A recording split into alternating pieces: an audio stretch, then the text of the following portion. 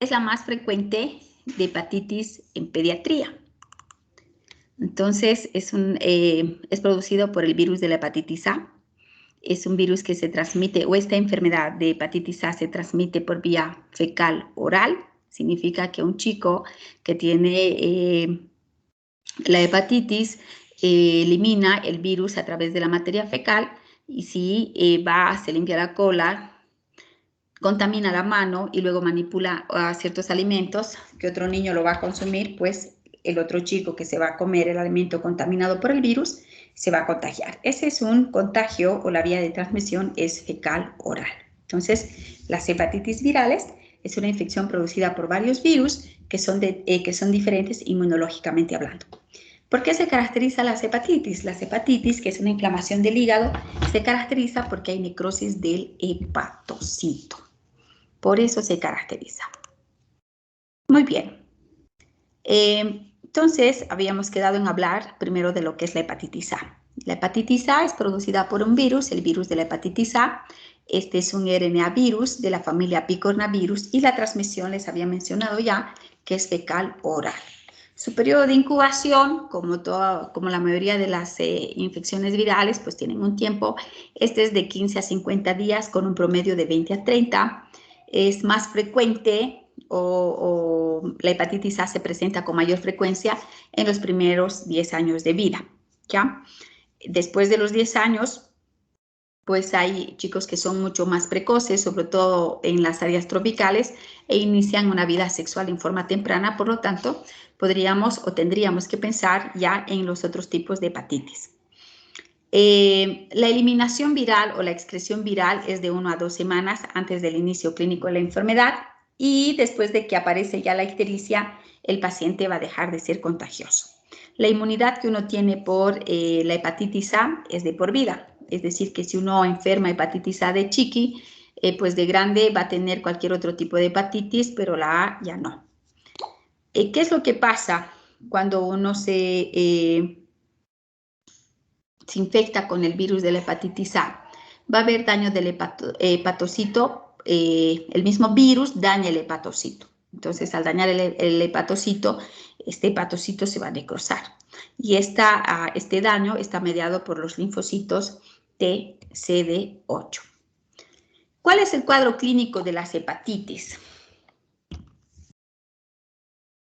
¿Qué habrá? Un chico que tiene hepatitis, que tiene inflamación del hígado, ¿qué síntomas tendrá?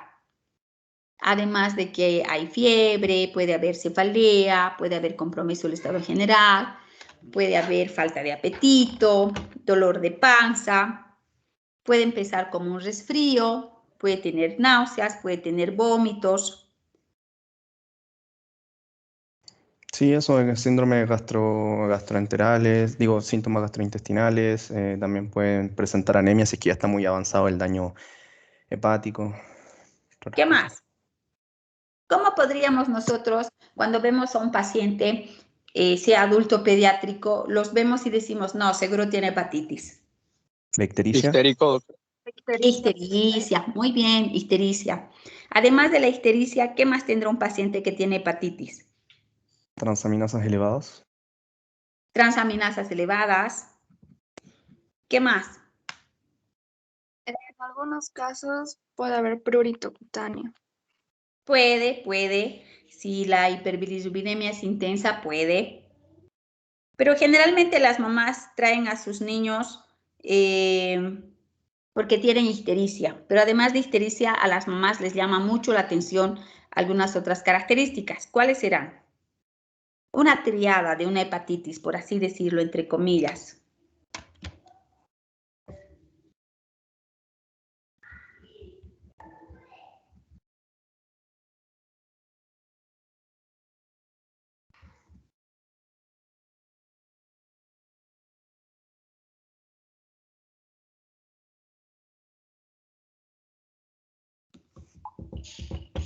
¿Cómo será la orina de un chico que tiene hepatitis? Oscura. Siempre dicen que parece como De color oscura, doctora. Coluria. Se llama coluria. Tienen coluria. ¿Y la materia fecal cómo será? Color gris, doctora. Blanca. Falta de Pálidas. color, doctora. Acolia. Tienen acolia, Pálidas. blancas. Las heces son blancas, e la orina es oscura y los chicos tienen ictericia. Entonces, cuando dicen, ay, no, su pis está oscuro como Coca-Cola, como té cargado, y su materia fecal es blanca, y tiene coluria, colia, ictericia. Seguro es hepatitis. ¿Sí? Muy bien. ¿Y cómo podríamos nosotros confirmar el diagnóstico de este chico que tiene hepatitis? ¿Qué tendríamos que solicitar? Alguien decía por ahí, las transaminasas están elevadas, ¿cierto? Estamos hablando de una inflamación del hígado, ¿no es cierto? Pero ¿cómo podríamos decir, este chico tiene una hepatitis A o este chico tiene una hepatitis B? Con serología, doctora. Hay que pedir una serología, ¿no? Para hepatitis A. Entonces, si pedimos serología para hepatitis A, entonces seguramente nos va a salir positivo y nosotros vamos a saber que es que lo que tiene el chico es una hepatitis A. Es una hepatitis por el virus de la hepatitis A. Muy bien. Pero bueno, si se dan cuenta, algunos chicos pueden ser asintomáticos y tienen hepatitis y pasa como si nada. Algunos pueden no tener ictericia, ¿no? Puede ser anistérico, de repente viene con dolor abdominal, tiene fiebre y no tiene ictericia, pero le palpamos si tiene hepatomegalia y tiene náuseas y tiene vómitos y raro, y le duele la panza. Uy, pero no tiene ictericia. Entonces, como que tiene mucho dolor abdominal y le palpas y ay, le duele, entonces pedimos una eco y dice que el hígado está grande y que tiene datos de que está inflamado, ¿no? Está grande. O si nosotros palpamos una hepatomegalia, decimos, no, le pediremos pruebas funcionales hepáticas y vemos, y seguro las transaminasas van a estar altas, ¿cierto? Muy bien. La fase ictérica, que va a durar más o menos de 2 a 4 semanas, se caracteriza porque tiene ictericia, también hay dolor abdominal, hay hepatomegalia, puede haber esplenomegalia y adenomegalias también, puede haber datos de hemólisis, alguien decía por ahí, puede haber datos de anemia. Pueden tener leucopenia o leucocitosis, puede tener dolor articular y dolor muscular también pueden tener.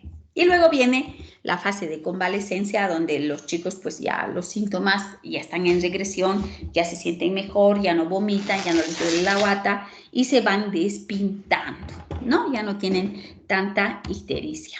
Muy bien. Entonces, uno de sus compañeros ya lo dijo, las transaminasas están elevadas, están elevadas.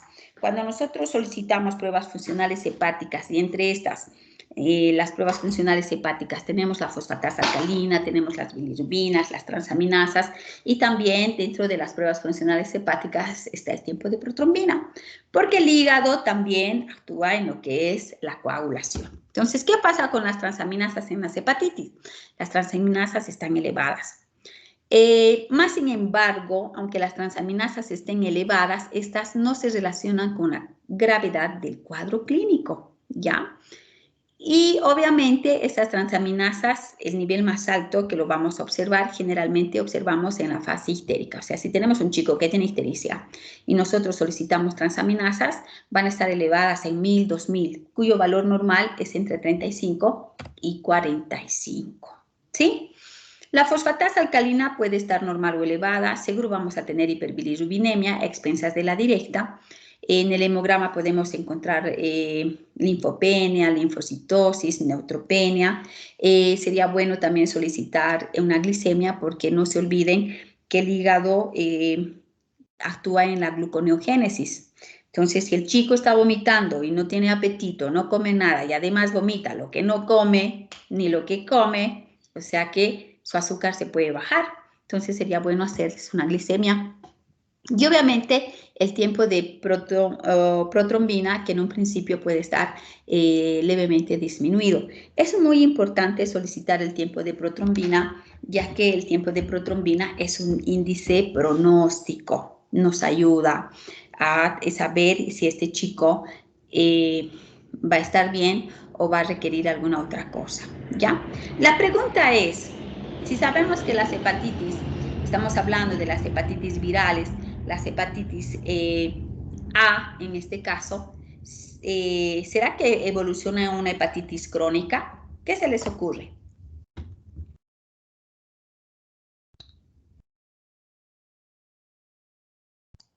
Creo que no puede pasar, la hepatitis A no puede llegar a causar hepatitis crónica por No sé, no me acuerdo la explicación. Pero sí podría causar ataque hepático fulminante. Sí, puede. ¿Qué tipo de hepatitis podrían ir a la cronicidad? La B, la C y la E. Sí. Sí. Definitivamente las hepatitis A no van a la cronicidad, no evolucionan a la cronicidad, no, ¿ya? Pero sí podrían ir a una hepatitis fulminante entre más o menos el 0,1 y el 0,4% de los pacientitos. O sea, podría ir a una hepatitis fulminante. Muy bien. ¿Cómo hacemos el diagnóstico? Ya lo habíamos hablado, la serología para la hepatitis A o demostrar la presencia del virus en las heces por una inmunoelectromicroscopía. Pero pedimos serología para hepatitis A y ahí nos dicen si es o no es una hepatitis A. ¿Cuál será el tratamiento de la hepatitis A? Y el tratamiento es como que sintomático. El chico tiene fiebre, seguramente vamos a usar un metamizol, paracetamol. El niño tiene vómitos, seguro vamos a usar algún antiemético. ¿Cómo qué antieméticos más o menos conocen?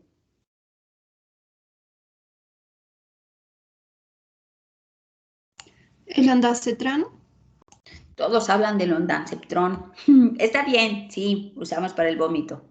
¿Qué otro antiemético conocen además del ondansetron? Metoclopramida, doctora, puede ser. Metoclopramida. ¿Algún otro? Domperidona. Domperidona. Entonces podemos usar cualquiera de estos en gotitas, ¿sí? Y obviamente la podemos prevenir mediante una vacuna. Es la vacuna para la hepatitis A. La vacuna para la hepatitis B, que está dentro del calendario vacunal del Ministerio de Salud, ¿en qué meses se pondrá?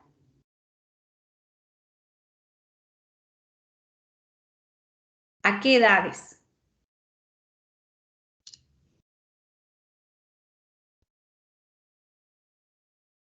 ¿Se acuerdan?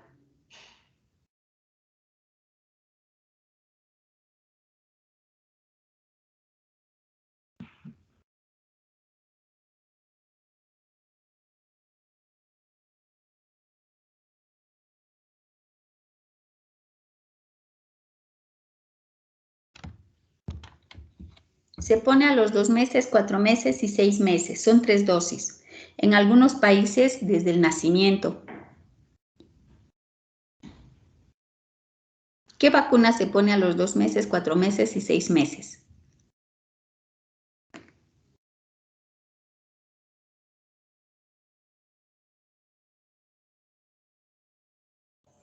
¿La pentavalente, doctora? La pentavalente. Dentro de la pentavalente está la hepatitis B. El Ministerio de Salud no te pone la vacuna de la hepatitis A. Esta la ponemos después del año de edad. Son 2 dosis.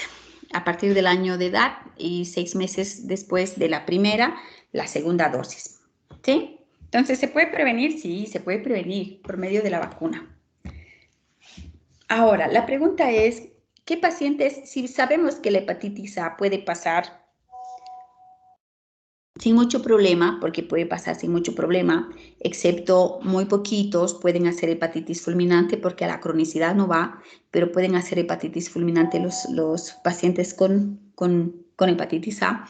Entonces, tendríamos que ver si hay chicos que dándoles antipiréticos, dándoles antieméticos pueden pasarla bien, entonces como que ¿quiénes se tendrían que hospitalizar? ¿A quiénes tendríamos que hospitalizar? Hablando de antipiréticos, usaríamos el metamizol y el metamizol en gotitas, ¿no? Que es metamizol, es dipirona.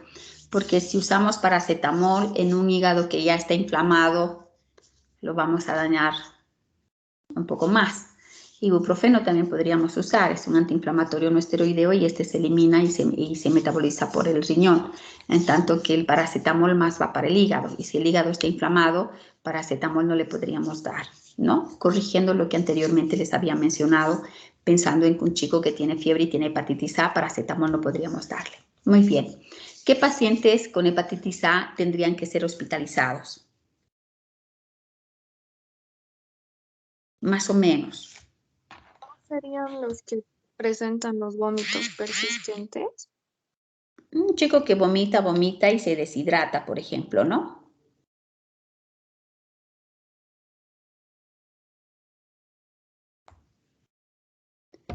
¿Qué más?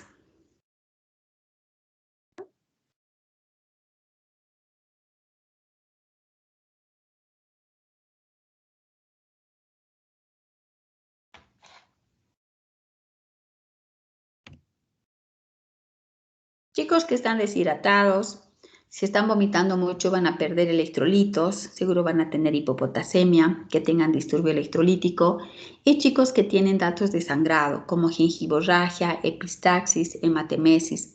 No se olviden que el hígado está totalmente inflamado, se necrosan los hepatocitos y también el hígado actúa en lo que es la coagulación. Por lo tanto, un paciente que tiene datos de sangrado tiene que hospitalizarse. Un chico que tiene hipopotasemia, deshidratación, tiene que hospitalizarse.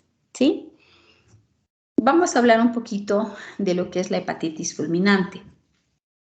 Entonces, la hepatitis fulminante se caracteriza porque hay una insuficiencia hepática y esta insuficiencia hepática va a conducir a una encefalopatía y a la muerte.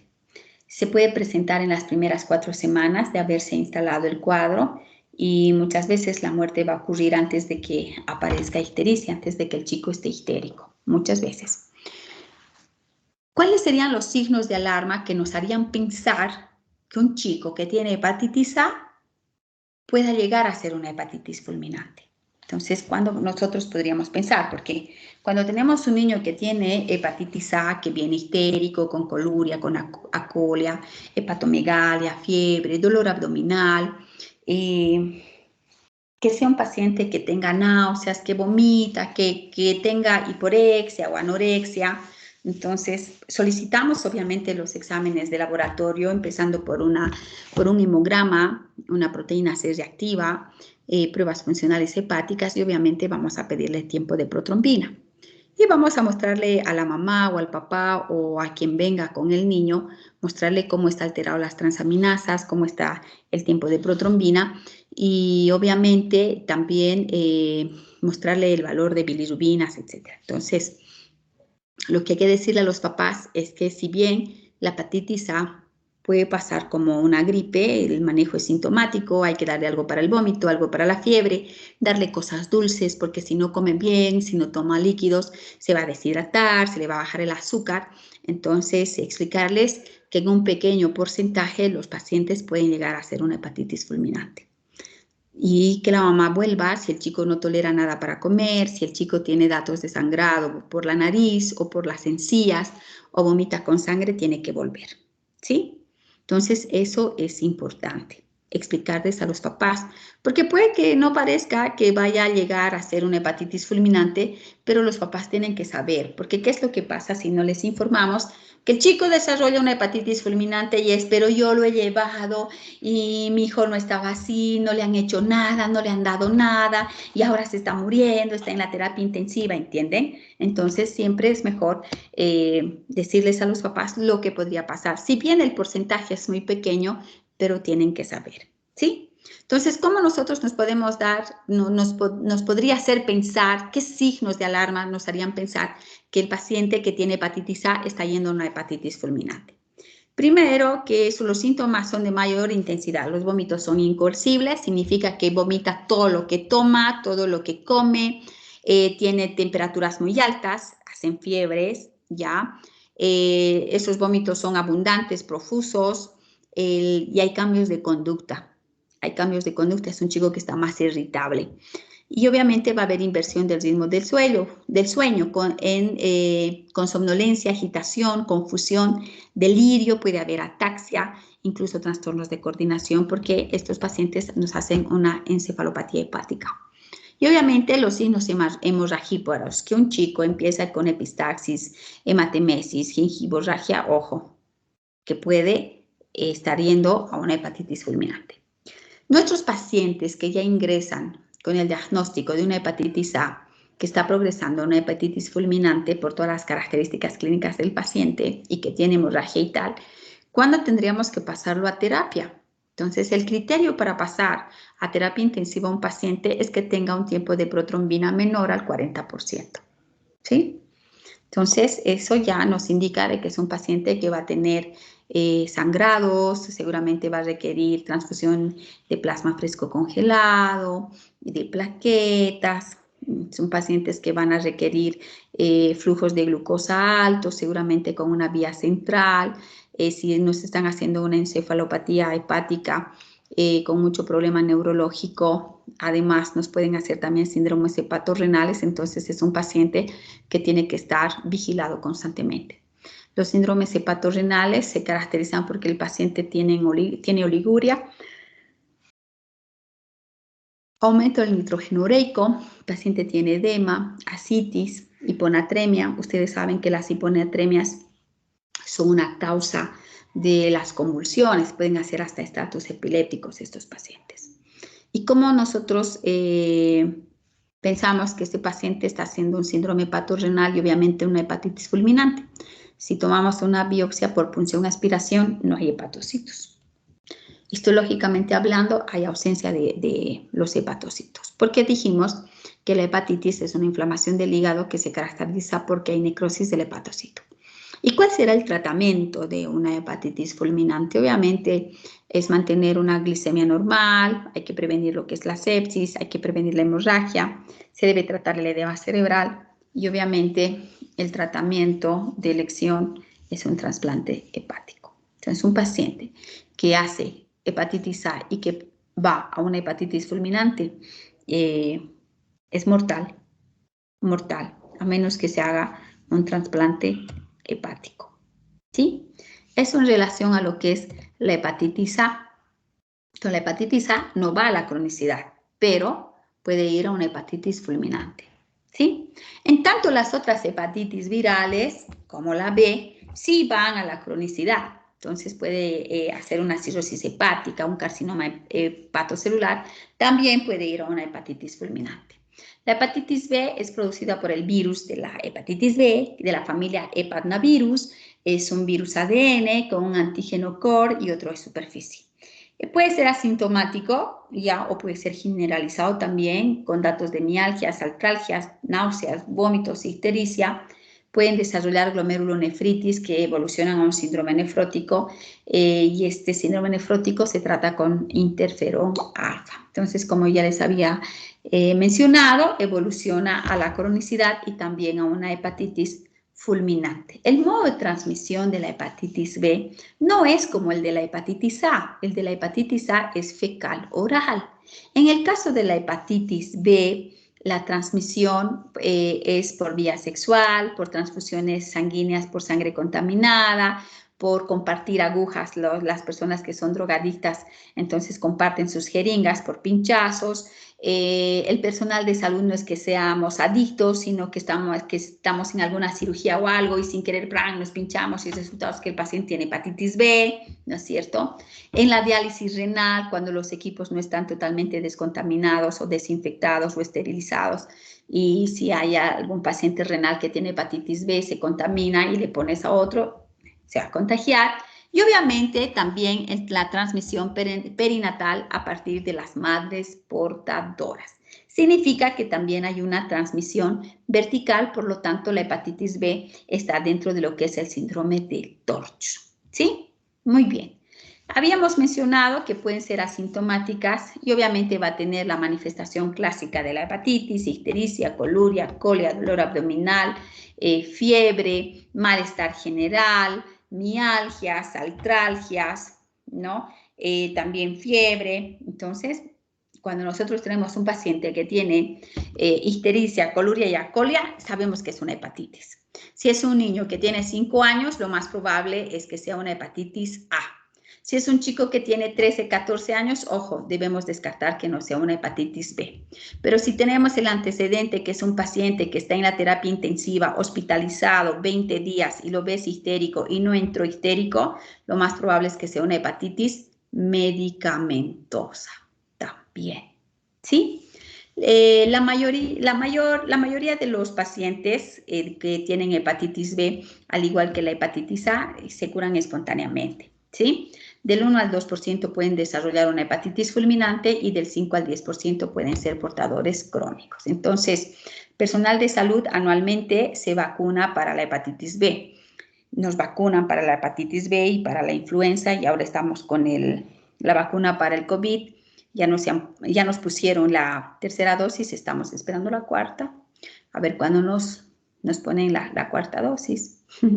Pero bueno, entonces es importante prevenir. En el caso de los chicos que se ponen en otros países, el esquema de vacuna es al nacimiento. Acá en Bolivia es a los 2, 4 y 6 meses la vacuna para la hepatitis B, ¿sí? No se olviden que uno de los modos de transmisión es vertical, por eso dentro de lo que es el síndrome del TORCH está la hepatitis. ¿Cómo hacemos el diagnóstico? Serología para la hepatitis B. Solicitamos detección de antígenos para el virus de la hepatitis B o podemos solicitar detección de los anticuerpos IgM, el anticorp. Entonces, con eso tenemos el diagnóstico hecho y ya está. La prevención, hemos hablado de la vacuna y se puede aplicar inmunoglobulina si la madre es positiva para la hepatitis B a ese recién nacido. Se puede aplicar. Eso con lo que son las hepatitis virales, ¿ya? Si tienen alguna pregunta.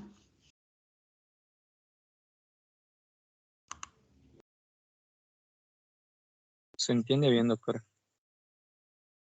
El examen es el 22 de marzo. Ustedes deben saberlo, ¿sí? La verdad es que no sé a qué hora es. Pero el examen, lo que vamos a avanzar hasta el 22 de marzo, el temario es poco, no es mucho. Por lo tanto, ustedes deben de aprovechar de sacar la mayor nota posible. Saquen 100. Hay varios chicos que han sacado 100. Porque tienen otras materias que son más complejas, son más complicadas. Y ustedes saben que en quinto año están corriendo.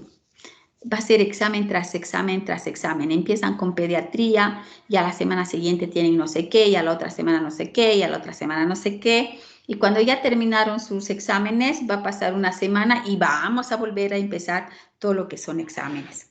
Entonces, lo que ustedes tienen que hacer es estudiar, ¿ya? Y sáquense 100. Así van a asegurar todas las materias que puedan, las fáciles entre comillas, y las que son más complejas y traicioneras le van a echar más tiempito. Así que aprovechen. Hay chicos que han sacado 100 en serio, porque los exámenes no son complejos. Los exámenes son con casos clínicos. Les vamos a dar casos clínicos y ustedes solo van a encerrar si corresponde al diagnóstico, si corresponde al tratamiento, si ustedes deben hospitalizarlo, si ustedes deben de hacer un manejo ambulatorio, porque ustedes como médicos generales tienen que saber qué pacientes se hospitalizan y qué pacientes no, qué pacientes ameritan hospitalizarse. Y como médicos generales tienen que saber, porque muchos pacientes primero van a pasar por sus manos y ustedes tienen que tomar la decisión de si derivarlos a otro nivel, de si se van a hospitalizar o pueden ir para la casa. Y obviamente, si van a ir para la casa, ¿con qué tratamiento? ¿No es cierto? Entonces, eso es importante. Bueno, vamos a seguir con la clase. Pónganse una tacita de café al lado suyo. Tomen una tacita de café porque creo que después de esto tienen más clases, ¿no?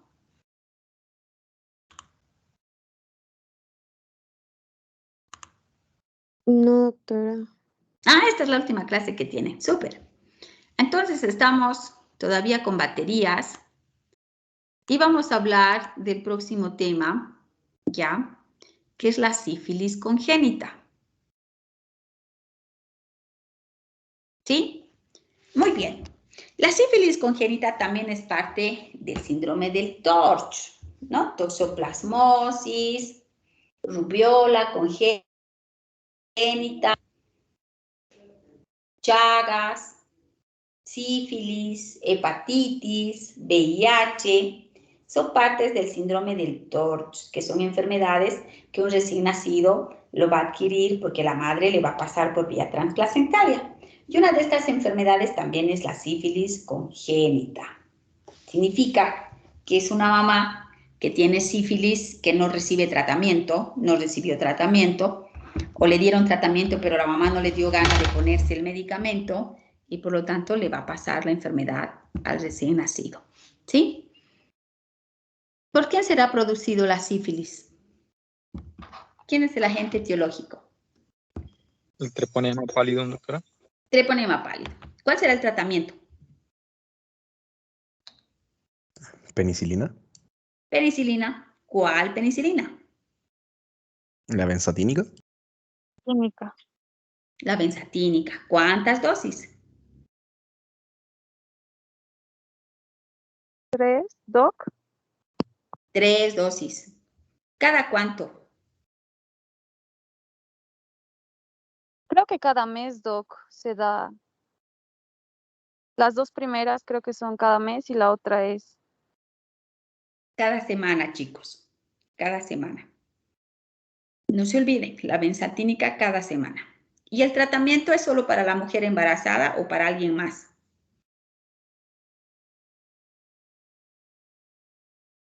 ¿Quién habrá contagiado sífilis? Para la La pareja, pareja. doctora. Tu pareja. La pareja. El tratamiento es en pareja. Es importante.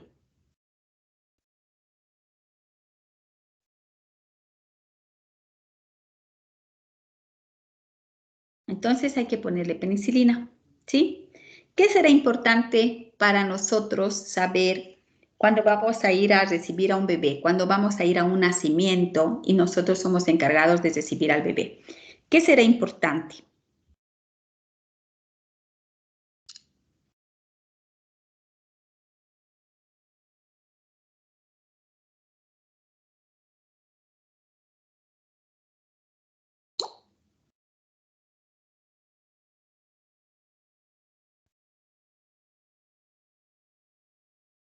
¿Qué quisieran saber ustedes?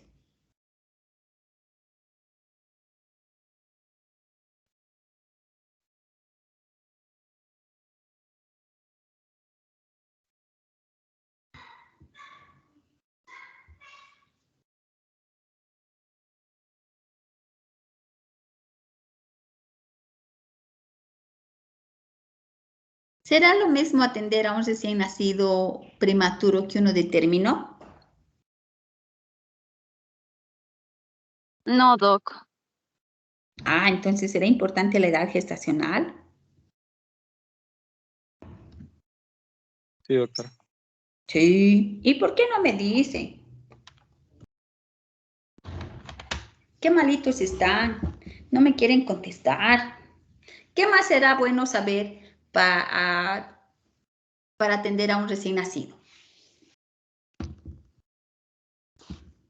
¿Cómo nosotros podríamos decir, este chico puede tener sífilis congénita?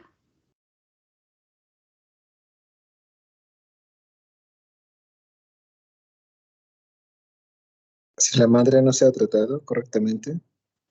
Sí, y si la madre tiene las serologías completas, ¿no? Entonces es importante saber también las serologías que tiene la mamá de las diferentes enfermedades. Eso es importante también, ¿sí? Entonces ve su cartón de control prenatal, si tiene serologías para Chagas, para VIH, para sífilis, ¿no es cierto? Entonces vemos en esa cartilla de control prenatal si el niño tiene riesgo o no de contraer alguna infección que la mamá le puede transmitir. Eso es importante. ¿Cómo haríamos diagnóstico de una sífilis? De una sífilis en un adulto, no de una sífilis congénita. Por los signos que puede llegar a presentar, doctor. Clínicamente sí, podríamos encontrar algunas características de las lesiones, definitivamente. Pero la mayoría de estos chicos que tienen sífilis congénita nacen bien, buen peso, no tienen lesiones algunas, o sea, está su piel indemne, total, gorditos, pachonchitos. Por ejemplo, si nosotros tenemos una mamá que ingresa con el diagnóstico de embarazo y sífilis, sabemos que la mamá tiene sífilis. Entonces, nuestro bebé lo más probable es que nuestro bebé tenga sífilis, una sífilis congénita. Porque la mamá nunca recibió tratamiento, la mamá no le dio la gana, no hizo el tratamiento. Entonces, pero el bebé nace Genial.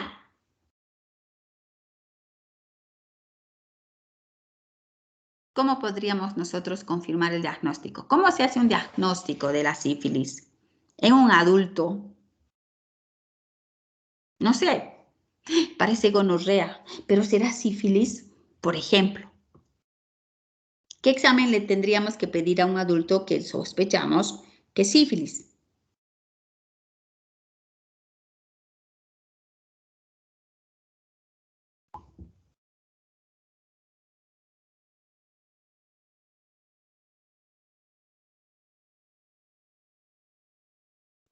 BDRL, doctora. BDRL o RPR, que son las pruebas treponémicas, y hay pruebas treponémicas y las no treponémicas. Estas son las no treponémicas. Ya, muy bien.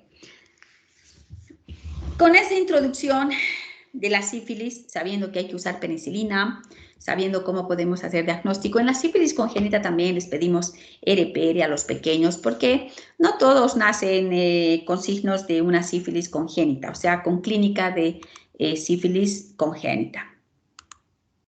Perfecto. Vamos a ingresar en lo que es el tema de sífilis congénita. Y la sífilis congénita es una infección que se va a producir en cualquier madre infectada y no tratada, ¿ya?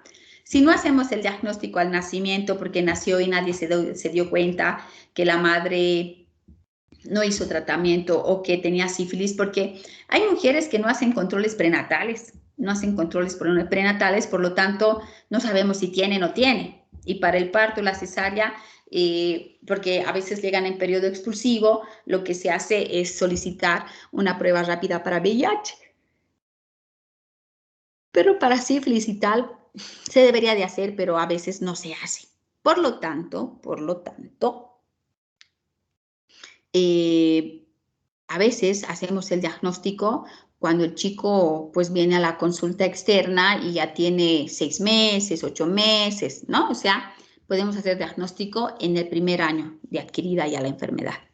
También puede pasarse la enfermedad durante el parto, o sea, una transmisión vertical y durante el parto. Este es un caso clínico que se los voy a leer, ¿ya?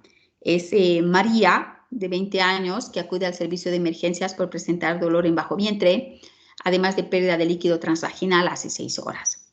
Refiere un embarazo de término, realizó 3 controles prenatales y en la cartilla de control prenatal tiene una prueba de BDRL positiva con una dilución de 1 en 64. Bueno, como está en pleno trabajo de parto, la paciente ingresa con los diagnósticos de embarazo de 38 semanas por FUM, sífilis y embarazo, ¿ya? Y durante su estancia, durante el trabajo de parto, cuando se le está controlando, hace una distosia de trabajo de parto. Ese es el motivo por el que se realiza una cesárea de emergencia. Entonces, usted es quien recibirá al recién nacido. ¿Qué es importante saber para usted para recibir al bebé? Ya dijimos. Su edad gestacional, es importante saber. Serologías de la madre, es importante saber. Es importante saber, ella tiene bolsa rota. Aquí en uno de los diagnósticos debería de haber RPM. ¿No es cierto? Entonces, preguntar, saber si el líquido amniótico está meconeado, no está meconeado. Es importante saber su frecuencia cardíaca fetal. ¿No es cierto? Entonces, son esas cosas básicas que todo aquel que reciba a este pequeño o va a asistir a este nacimiento, tiene que saber su edad gestacional, si el líquido amniótico está meconeado, qué frecuencia cardíaca fetal tiene. ¿Por qué? Porque va a depender de que tú te prepares o de que ustedes se preparen de que si es un chico que tiene líquido amniótico meconeado, que su frecuencia cardíaca fetal esté baja o esté alta, lo más probable es que esté en sufrimiento fetal. Por lo tanto, lo más probable es que requiera reanimación. Y ustedes tienen que estar atentos, ¿no? Psicológicamente preparados para recibir a este recién nacido que tal vez requiera una reanimación neonatal. Y obviamente también es importante que sepamos sus serologías de la mamá para estar atentos y tomar las muestras pertinentes, incluso de sangre de cordón, para poder hacer el diagnóstico en el momento del nacimiento. Nace este pequeño, es un bebé, es un recién nacido de género masculino con un Apgar 8-9, un peso de 3,500, una talla de 50 centímetros y un perímetro cefálico de 35 centímetros. Y no hay nada más, es un chico que tiene buen Apgar. Es un chico que tiene un peso adecuado, una talla adecuada, un perímetro cefálico adecuado. O sea, perfecto, nació perfecto este pequeño, con buen peso, bien todo. No hay datos de hepatoesplenomegalia, no hay datos de adenomegalias, no hay datos de un retardo de crecimiento in útero, porque es un chico que tiene un buen peso, ¿entienden? Clínicamente no tiene datos de ninguna enfermedad. Entonces, ¿cuál sería nuestro diagnóstico en este caso en especial? Sería un recién nacido a término con un peso adecuado para la edad gestacional. ¿Qué otro diagnóstico más tendría este chico?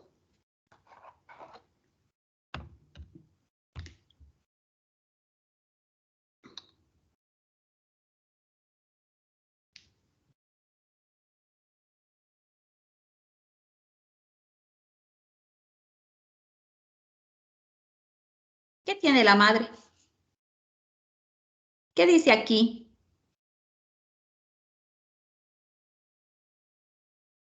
Tiene sífilis, doc. Ay, pues, pero no me dicen. ¿Por qué no me dicen? ¿Por qué no me quieren hablar? Pareciera que no estuvieran en la clase. Bueno, tiene una sífilis congénita, ¿no? Porque la mamá tiene sífilis. Entonces, este chico tiene sífilis, tiene una sífilis congénita.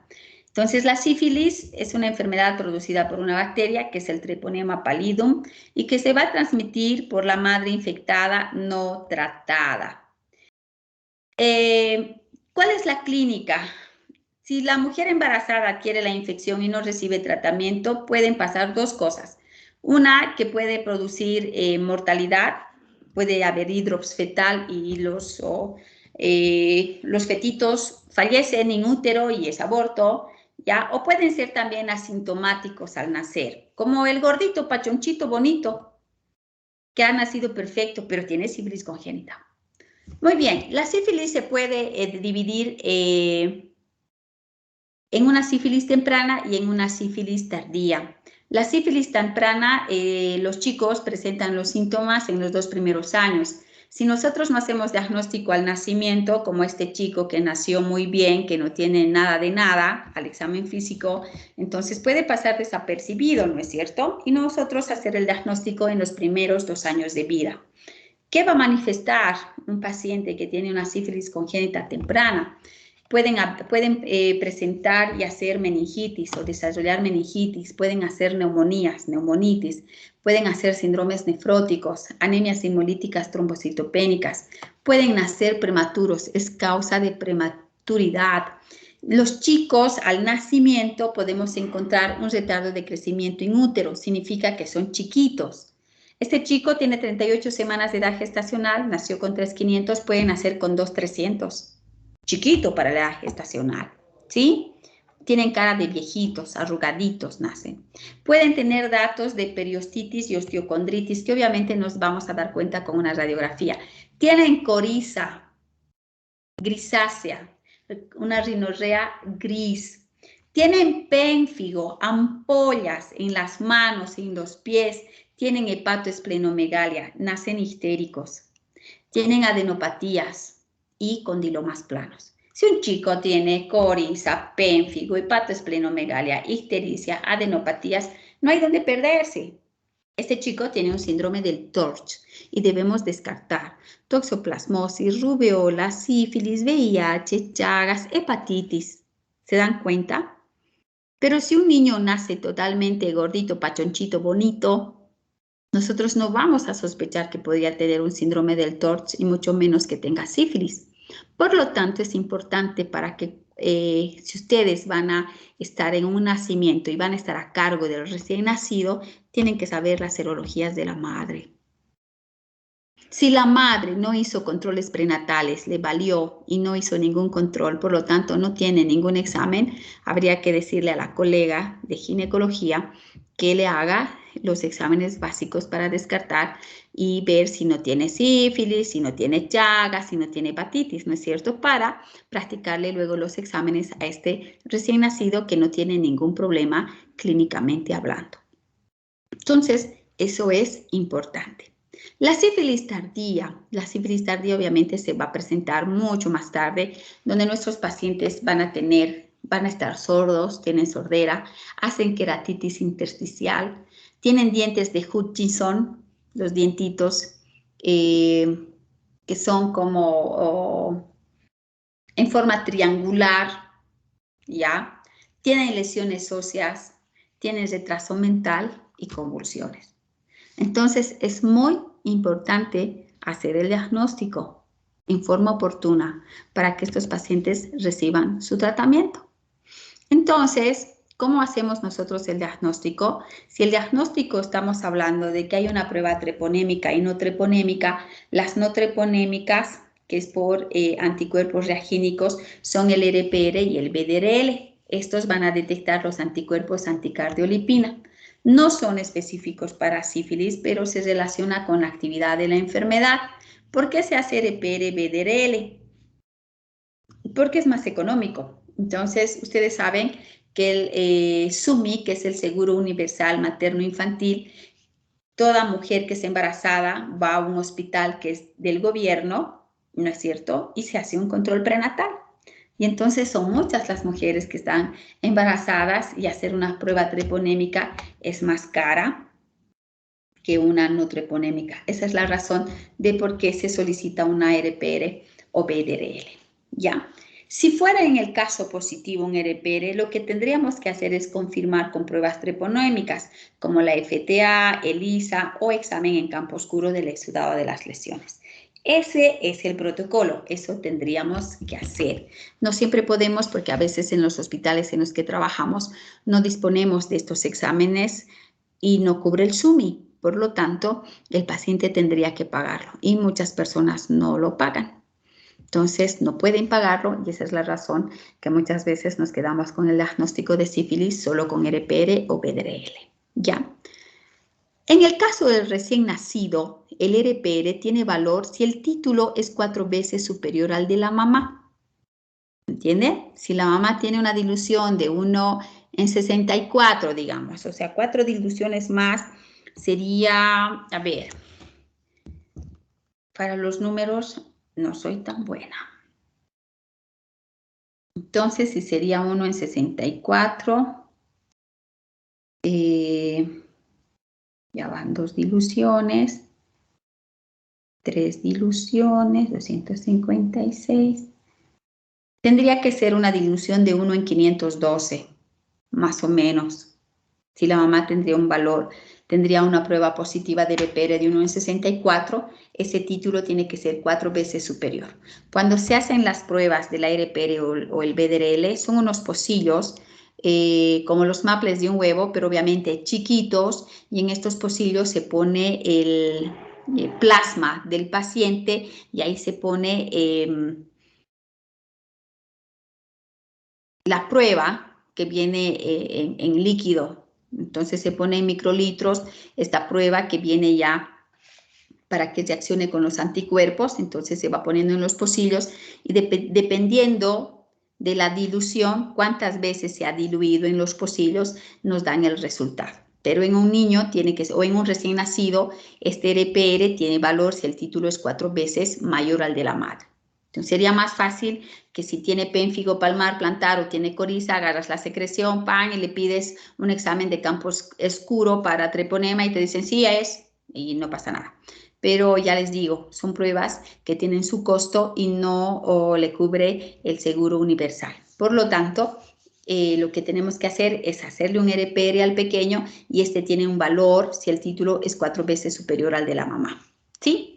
También con una IgM positiva por FTA o ELISA también nos hace el diagnóstico y todo paciente que tiene o el RPR positivo con 4 diluciones mayor al de la mamá o tiene un ELISA o FTA positivo para sífilis, nosotros tenemos la obligación de descartar una neurolues o una afectación neurológica. Por lo tanto, se debe de hacer una punción lumbar, obtener el líquido cefalorraquídeo y solicitar BDRL o RPR en líquido cefalorraquídeo. Si este es positivo, el chico además tiene una neurolues.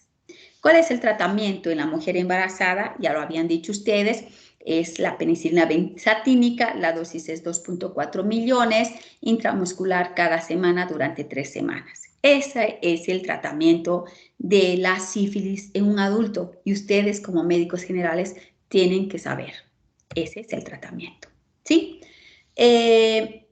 No hay tratamientos alternativos con una eficacia probada, ¿ya?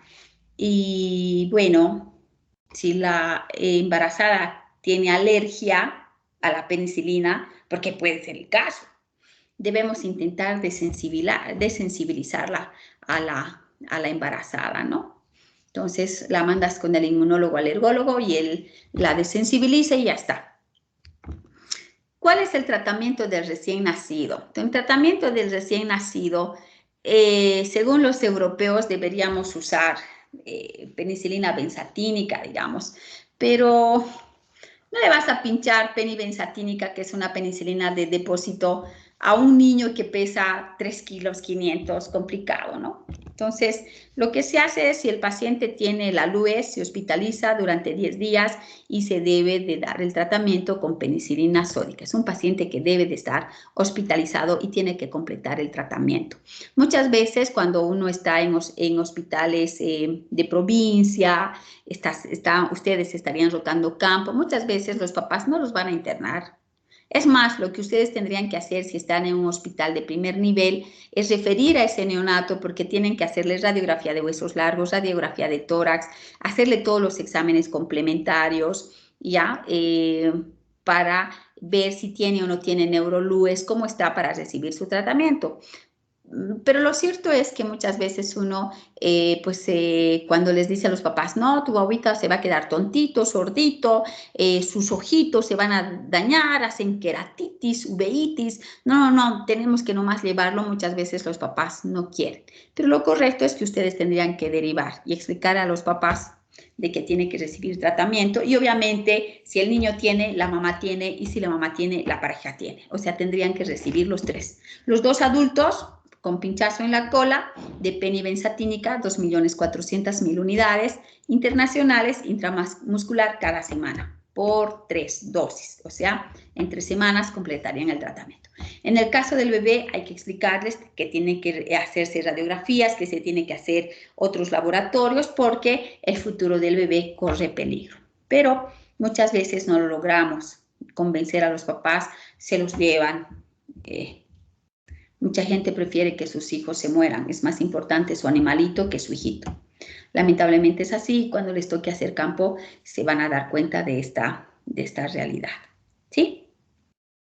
Puede pasar que la madre no ha sido tratada o el tratamiento ha sido inadecuado o no está documentado. Puede que la mamá tiene BDRL positivo en el primer trimestre de embarazo en su cartilla, pero del segundo trimestre no tiene, del tercer trimestre no tiene, y en su cartilla de control prenatal ponen ahí, se indica penicilina benzatínica, 2.400.000 por 3 dosis, una cada semana.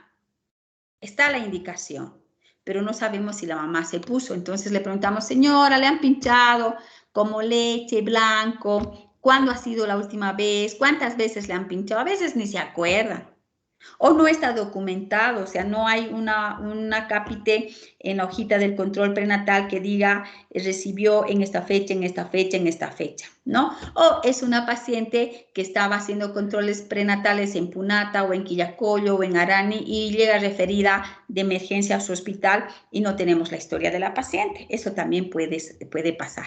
Entonces, ¿qué tendríamos que hacer en ese caso en el que nosotros sospechamos de que la mamá sí es LUES positivo, pero no tiene un laboratorio de control y no sabemos si recibió o no recibió el tratamiento que debería de recibir? Entonces, primero hay que hacerle al bebé su RPR, Le haces a la mamá y le haces al bebé. Son pruebas pareadas. Si el bebé sale positivo con una dilución 4 veces al de la mamá, entonces debemos de hacer todo el protocolo. En el recién nacido se solicita radiografía de huesos largos, hacemos una punción lumbar, pedimos citoquímico y una BDRL para descartar lo que es el neurolues. Si su líquido cefalorraquídeo sale con BDRL positivo, RPR positivo, BDRL positivo, no importa la dilución, entonces el tratamiento se aumenta la dosis de la penicilina sódica a 150.000 unidades kilo día, cada 12 horas por 10 días, ¿sí?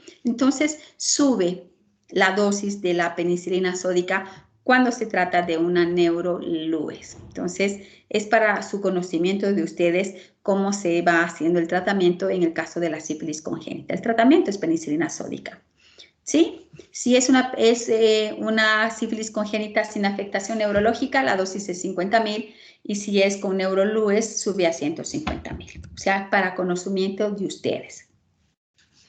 Se debe de hacer seguimiento al pequeñito hasta que se negativicen sus serologías. O sea, a veces completan 10 días y no los volvemos a ver a los niños nunca más, no sabemos, porque pueden vivir en provincia, etcétera. Pero tendría que tener una notita de referencia o en su cartillita de vacunitas que diga que es una sífilis congénita, para que los que estén haciendo el control y seguimiento de estos chicos, ver y hacer controles hasta que se negativicen. Entonces, tendríamos que solicitar un nuevo RPR para ver si este ya se ha negativizado, ¿sí?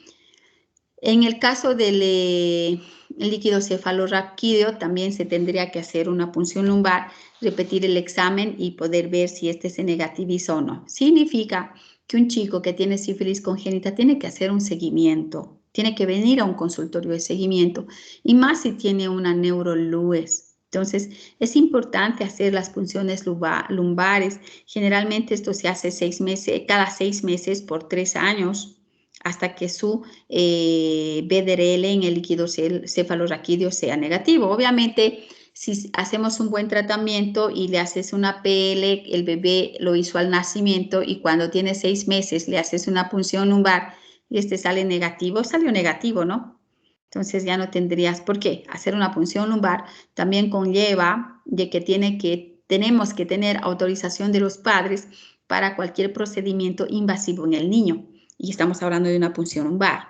Entonces, no siempre lo aceptan. No siempre. Entonces, eso es importante, hablar con los papás y decir que tiene una sífilis congénita, que se debe de hacer los controles, se debe hacer el seguimiento, que debemos hacer varios exámenes hasta que estos salgan negativos. Debe ir con el oftalmólogo porque hay que hacer fondo de ojo para ver si no tiene una queratitis, si no tiene una uveitis. Tiene que ir al otorrino porque los controles son anuales con el otorrino, para ver si no va a tener sordera este chiquito, más o menos hasta los 10 años. Entonces, eso con lo que es la sífilis congénita. Es importante hacer el diagnóstico de sífilis congénita, porque estamos condenando a este chico que si no hacemos el diagnóstico y no hacemos el tratamiento, es un chico que va a venir a la consulta por cualquier otra causa, como por ejemplo una neumonía o una meningitis. ¿No es cierto? O ya los veamos con los dientes de Hutchinson. O sea, ahí no. O la nariz sencilla de montar, o la tibia insable. Esta era sífilis congénita. Y no solo esta era sífilis congénita, sino que también si lo mandas al oftalmólogo tiene uveitis, tiene queratitis o no escucha. ¿No es cierto? Entonces, estas cosas tenemos que ponernos al tanto, porque estamos hablando de un niño ya, y que va a depender de que si nosotros hacemos el diagnóstico en forma oportuna, podemos ayudarlo.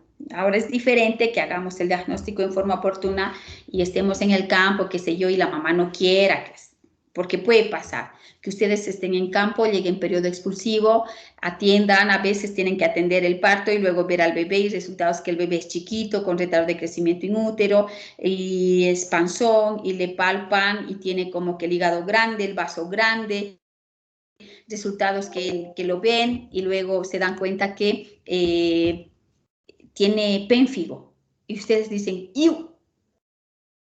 Tiene sífilis, ¿no es cierto? Y ustedes ya tienen un diagnóstico clínico, pero los papás no quieren, pues, llevarlo a un centro de tercer nivel, ¿no es cierto? ¿Tienen alguna pregunta de sífilis?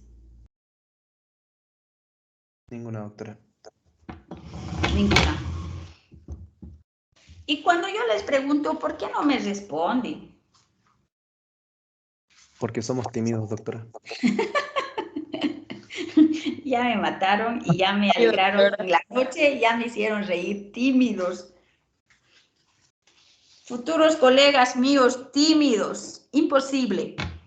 Tienen que participar, tienen que responder, porque si no se van a dormir y la clase va a ser aburrida y luego van a jorobar los de Univalle, que enciendan sus cámaras, que no sé qué, ta, ta, ti, ta, ta, ta. Denme un segundo que voy a conectar la computadora porque se está acabando la batería. Vamos a conversar una nadita de lo que es salmonelosis y fiebre tifoidea. Pero déjenme conectar la compu porque si no medio complicado.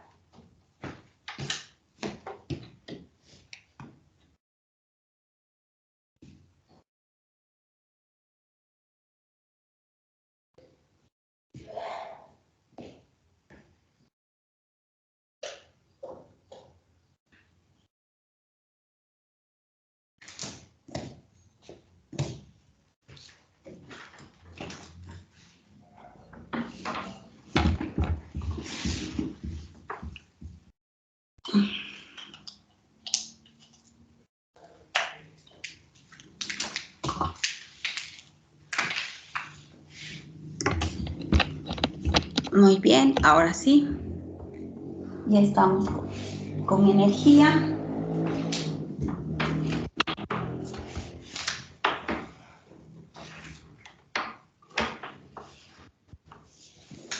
Se puso frío el día. Abríguense. Que si se resfrían van a pensar que es COVID. Así que son tímidos. No tienen que ser tímidos.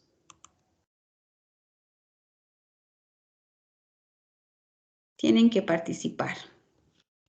Bien. Déjenme un segundito que vamos a hablar de salmonelosis.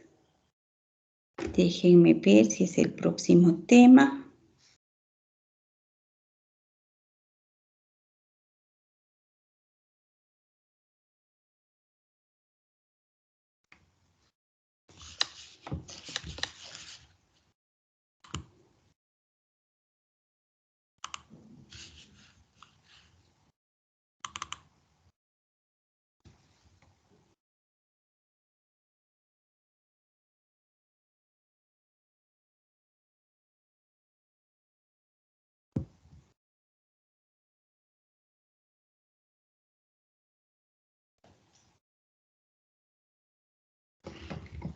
Sí, nos toca salmonelosis.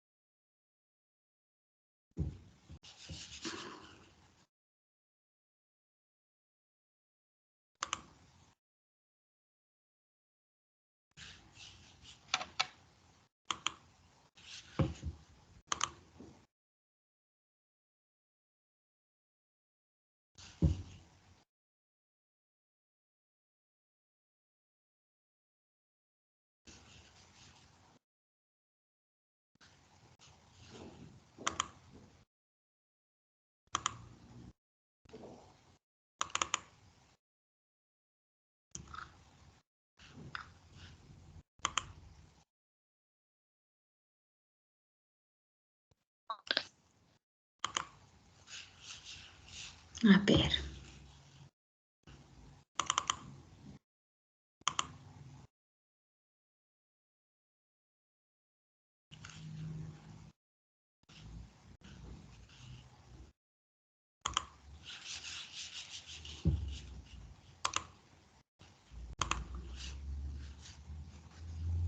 El internet no es de los mejores.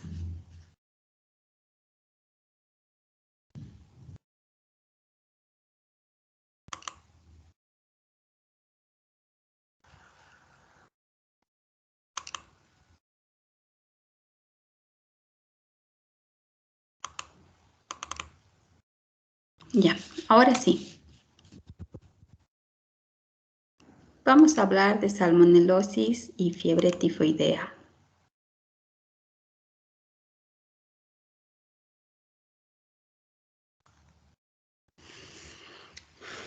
Muy bien.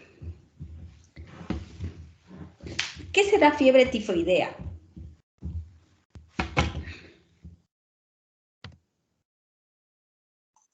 Una infección bacteriana, doctora. Y es producida por, para que no sean tímidos, La léanlo. salmonela.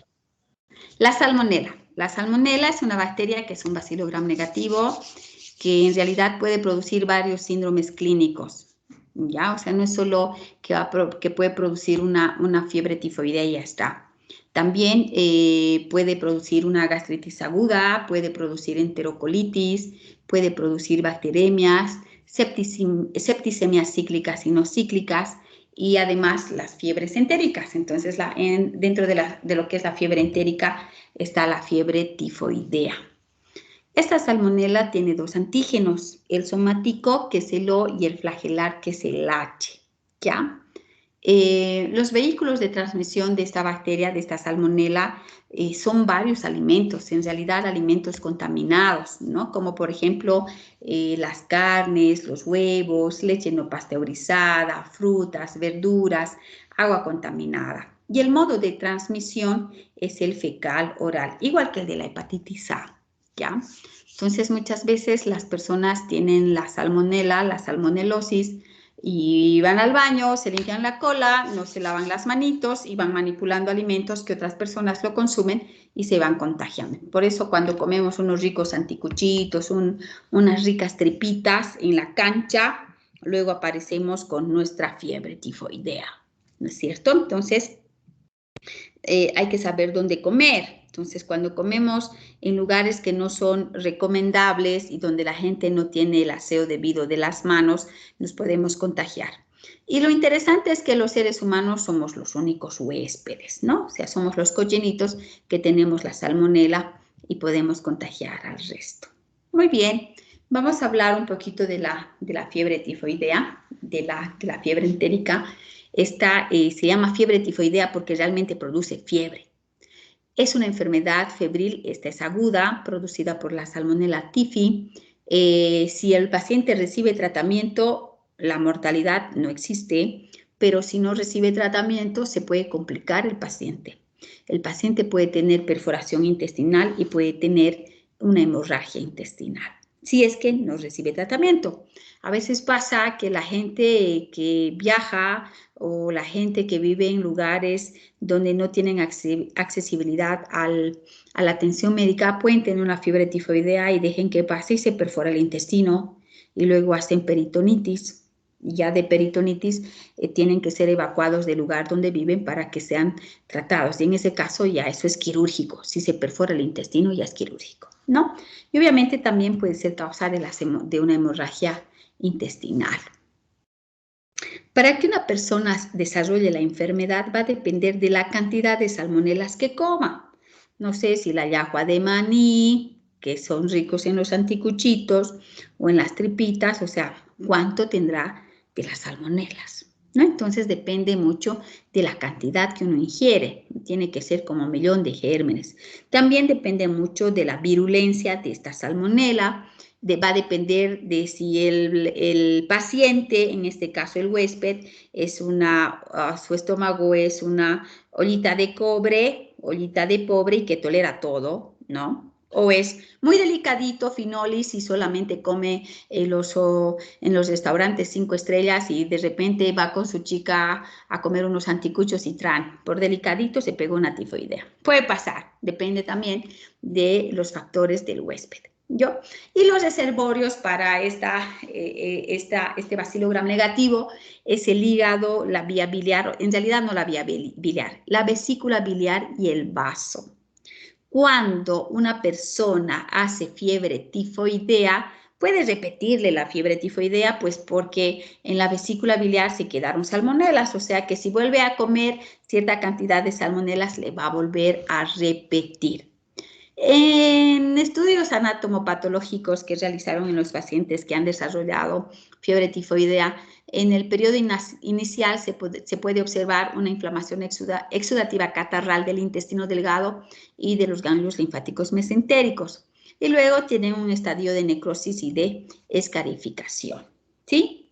¿Cuál será el cuadro clínico de una persona que hace una fiebre tifoidea? El cuadro clínico es que el paciente tiene decaimiento, tiene fiebre, que es la característica de la enfermedad.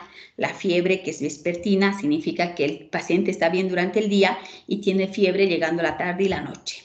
No tiene apetito, tiene anorexia, tiene dolor de cabeza, tiene cefalea, tiene vómitos, tiene diarrea. Puede ir también a estreñimiento, ¿ya? Puede tener epistaxis, obviamente va a tener dolor abdominal y puede tener roceola,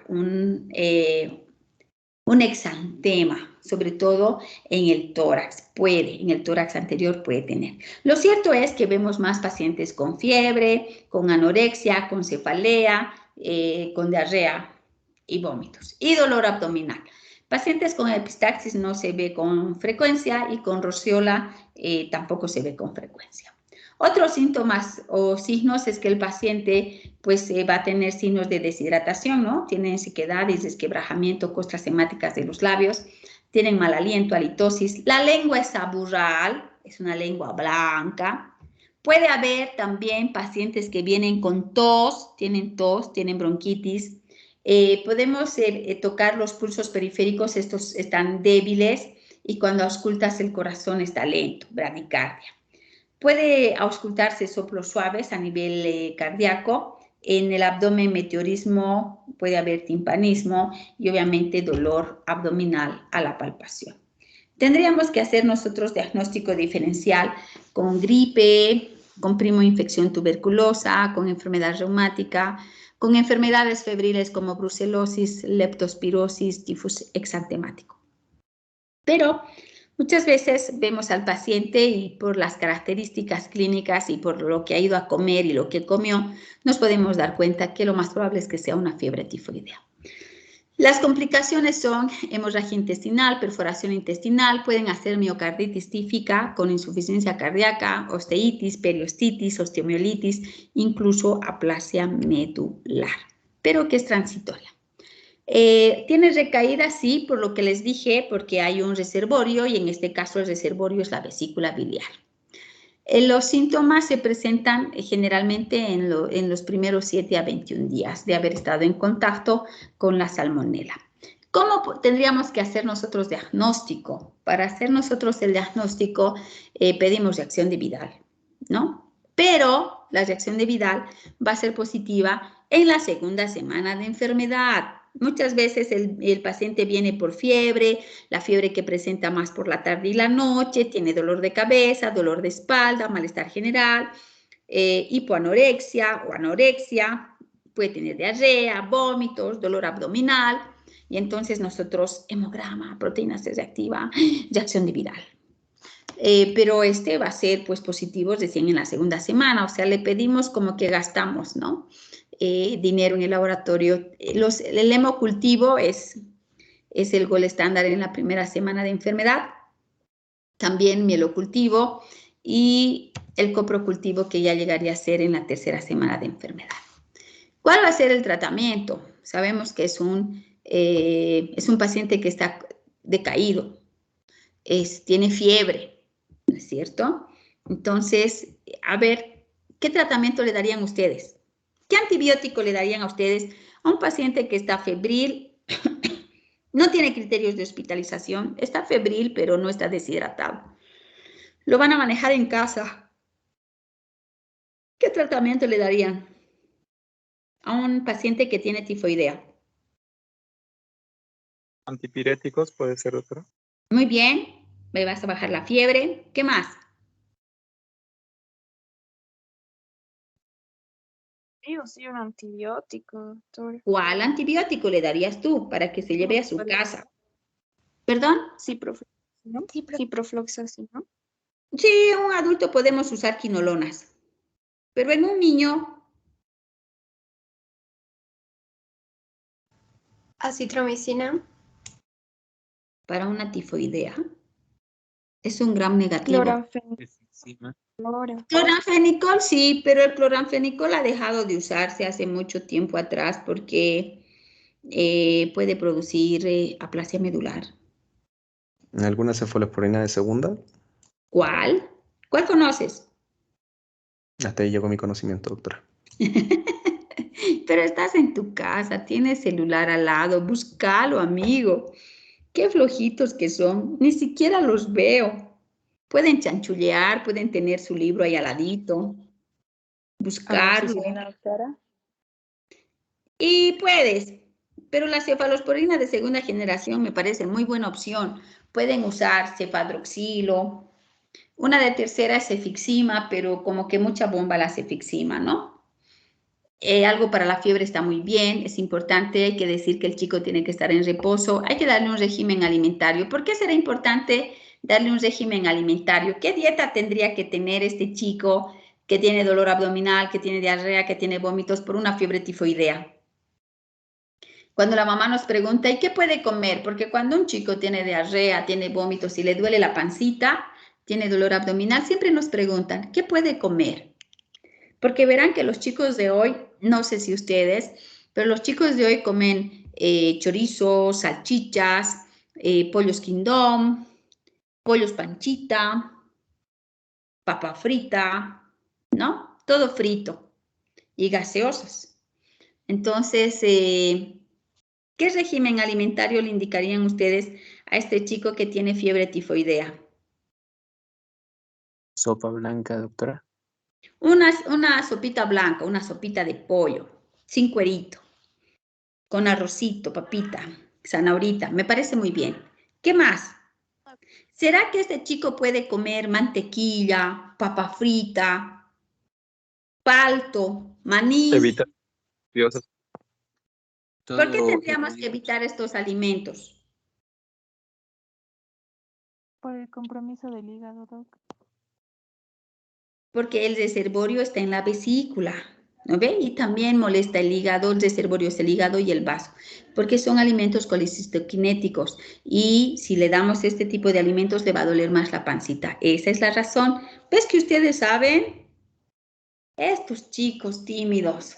Muy bien, ese es el tratamiento, pero si ya nuestro paciente viene con mucho, no tolera nada, deshidratado, si ya tiene criterios de hospitalización, obviamente se va a hospitalizar, le vamos a poner una vía periférica, seguro le vamos a indicar antipiréticos por vena, endovenoso quiero decir. ¿Qué antibiótico le pusiéramos si es un chico que está hospitalizado y que va a recibir tratamiento endovenoso?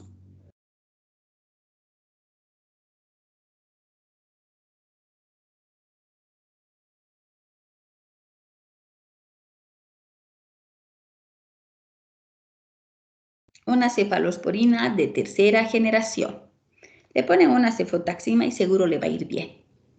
Eso es solamente para que ustedes tengan idea de qué medicamentos podríamos usar en una salmonela. Vamos a continuar hablando de otra salmonelosis. No es muy amplio, es nomás corto. Bien. Las otras salmonelosis, habíamos indicado de que uno tiene salmonelosis por transmisión fecal-oral, son ingesta de alimentos contaminados, ¿ya? El periodo de incubación es de entre 6 a 72 horas. Los factores predisponentes son en los menores de 5 años y los mayores de 75, pacientes que fueron gastrotomizados por alguna razón, porque no se olviden que el estómago tiene ácido clorhídrico y eso mata a la mayoría de las bacterias o los virus. que un paciente tenga acloridia, no produzca ácido clorhídrico, un paciente que tenga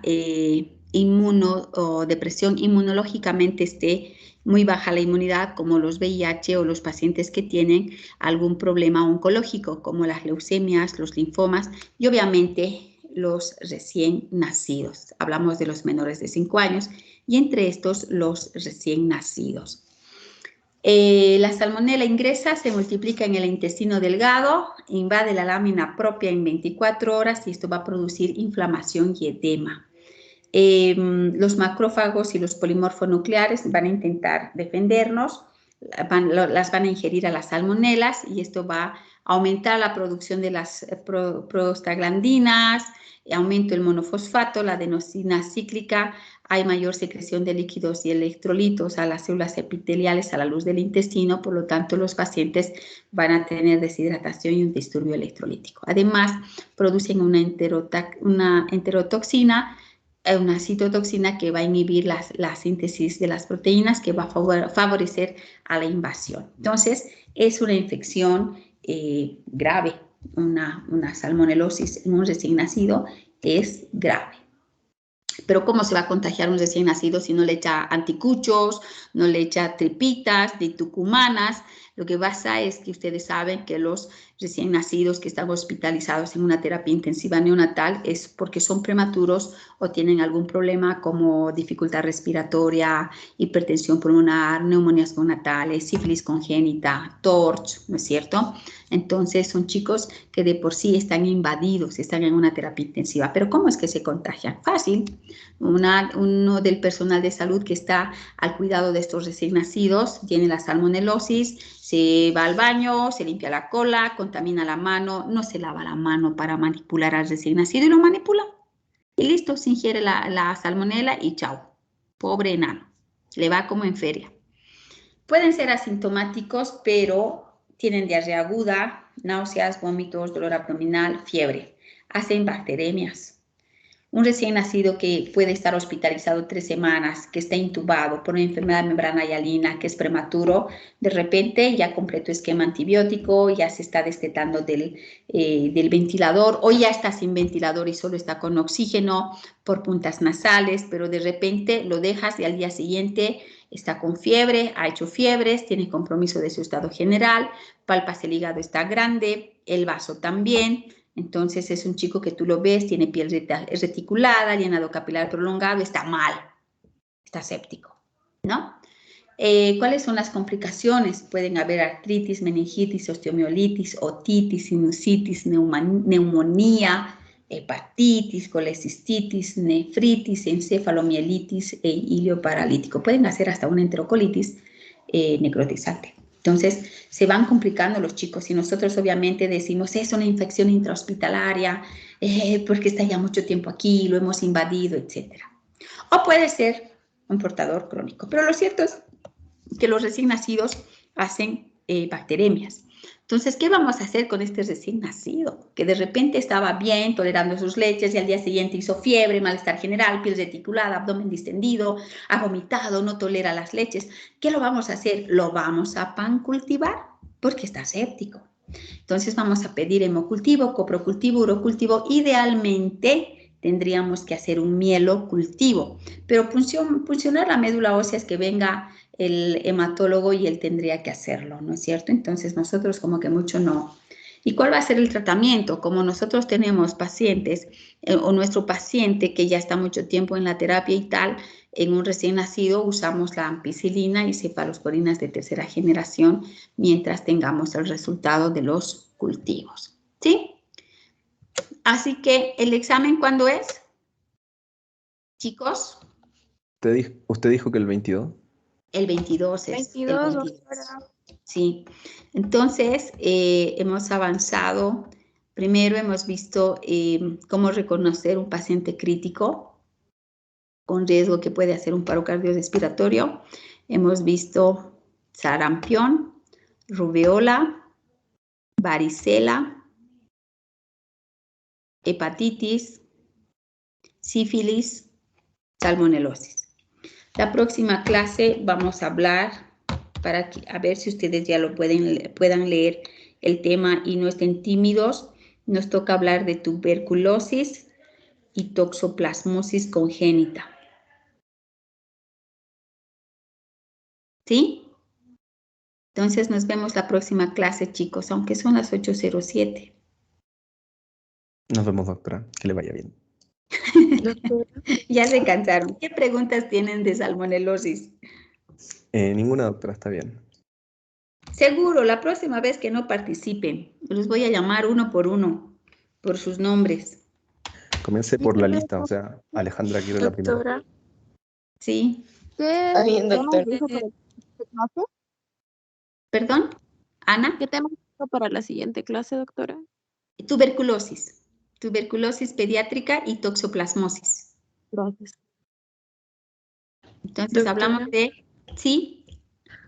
¿Podría subir sus diapositivas de las anteriores clases? Ya, voy a intentar subírselas las diapos de las anteriores clases y esta más. Ya, doctora, gracias. Así que estudien, tienen que sacar 100 en el examen. Está bien, doctora. Ahora vamos a estudiar. Doctora, ¿Sí? Sí, Dan. una duda, doctorita, acerca de lo que dijo, ¿no? Hace rato acerca de los costos de las pruebas treponémicas. ¿A cuánto más o menos ascenderían los costos? Esa es una buena pregunta. No sé cuánto estará un campo oscuro, pero supongo que está por lo menos en 100 bolivianos. Ah, ya, doctorita, tenía la duda, pensaba que era, no sé, una cantidad No, más 100 alta. bolivianos no es. No, seguro que no.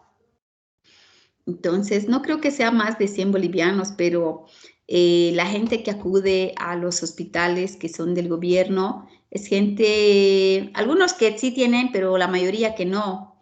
Entonces, ¿cómo puedes decirle a una mujer que solo lava ropa, que su esposo es albañil y que ella tiene sífilis en su RPR, salió positivo? Y para confirmar tendríamos que hacer un examen en campo oscuro de las lesiones que tienen genitales, o que necesitamos hacerle FTA o necesitamos hacerle un ELISA para sífilis. No lo va a hacer. Esa es la razón de que a toda mujer que es RPR positivo, si bien no es una prueba específica para sífilis, les iniciamos tratamiento. Y en el caso del bebé, es positivo, o sea, es que el chico tenga sífilis congénita cuando la dilución del RPR es 4 veces más el de la mamá. Sí, doctorita, comprendo. Muchas gracias. Y el tratamiento es penicilina, no se olviden. Eso tienen que saber. Los veo el martes, chicos. Pórtense bien, cuídense mucho. Gracias. Hasta luego, Listo, doctora. doctora. Gracias, doctora. Gracias. Hasta luego. Gracias, Doc. Buenas noches. Gracias, doctora. Hasta luego. Gracias, Doc. Buenas noches. A la última hora se nos va la timidez, doctora. Hasta luego.